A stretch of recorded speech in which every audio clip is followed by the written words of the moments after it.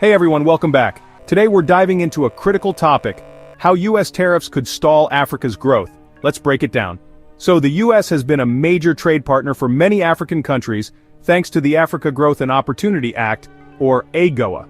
This allows African nations to export goods to the US duty-free. Sounds great, right? Well, it was until tariffs came into play. Under the Trump administration, tariffs became a go-to strategy.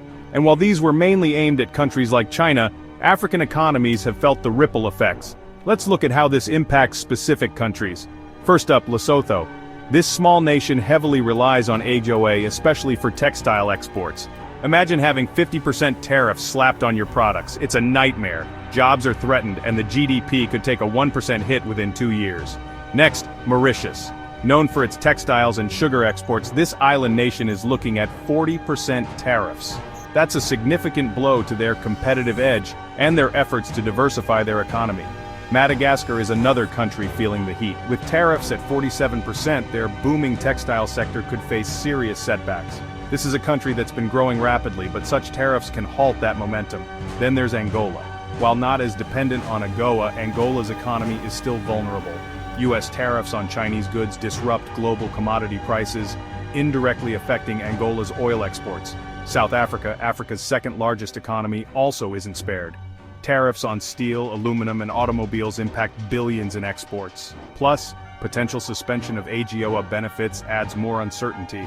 And it's not just these countries. Kenya, Ethiopia, Ghana, and Côte d'Ivoire are also in the crosshairs, with 10% tariffs affecting their key exports. Now, let's talk about the recent tariffs announced on April 2, 2025, dubbed Liberation Day tariffs. A 10% universal duty on all US imports, with additional tariffs on countries like Nigeria and South Africa. Southern African nations got hit the hardest, with Lesotho facing a whopping 99% reciprocal tariff. So what does this mean for the future of AGOA? The agreement is set to expire in September 2025, and these tariffs make its renewal uncertain. Experts even predict this could spell the end for AGOA. Long-term African nations might turn to alternative trade partners like China, or focus on intra-African trade through the African Continental Free Trade Area. But let's be clear, these US tariffs are a significant threat to growth, especially for export-dependent countries.